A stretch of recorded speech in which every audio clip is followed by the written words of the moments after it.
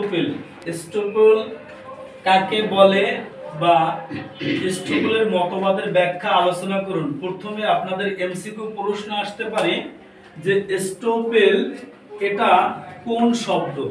মনে রাখবেন স্টপল এটা একটি ইংরেজি শব্দ। এটা কি শব্দ? ইংরেজি শব্দ। এর উৎপত্তি হয় ফার্সি ভাষা থেকে। এর উৎপত্তি হয় কি ফার্সি ভাষা থেকে। স্টপল এটা কি শব্দ? ইংরেজি শব্দ। এর অর্থ কি? একবার কোনো কিছু স্বীকার করে পরবর্তীতে তা অস্বীকার করা যাবে না, অর্থাৎ স্বীকৃতির বাধা। কি?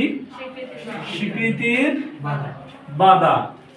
এর মানে হচ্ছে একবার কোনো কিছু স্বীকার করে পরবর্তীতে তাহা অস্বীকার করা যাবে না। মনে করেন মানুষ স্বার্থ উদ্ধারের জন্য এক এক সময় এক একটা কথা বলে না, এই স্টপলের মাধ্যমে মানুষ যেন ওই ধরনের কথা না বলতে পারে, এটা কি একটা লাগাম টানছে। এখন স্টপল সম্পর্কে সাক্ষ্য আইনের 115, 116, 116, 117 ধারায় আলোচনা করা হয়েছে। এখন 115 ধারায় কি বলছে? স্বীকৃতির বাধা বা কোনো ব্যক্তি তার নিজের কাজের দ্বারা অথবা তার অন্য কোনো বিবৃতির দ্বারা অন্য কাউকে যদি কোনো কিছু বিশ্বাস করায় বা বিশ্বাস করতে দিয়েছে বা এরূপ বিশ্বাসের ভিত্তিতে কাজ করতে দিয়েছে, পরবর্তীতে সে ওই বিষয়টাকে অস্বীকার করতে পারবে না। এক্সাম্পল স্বরূপ আমরা যদি দেখি, হাসান সাইফুলকে বলল যে এই জমির মালিক আমি।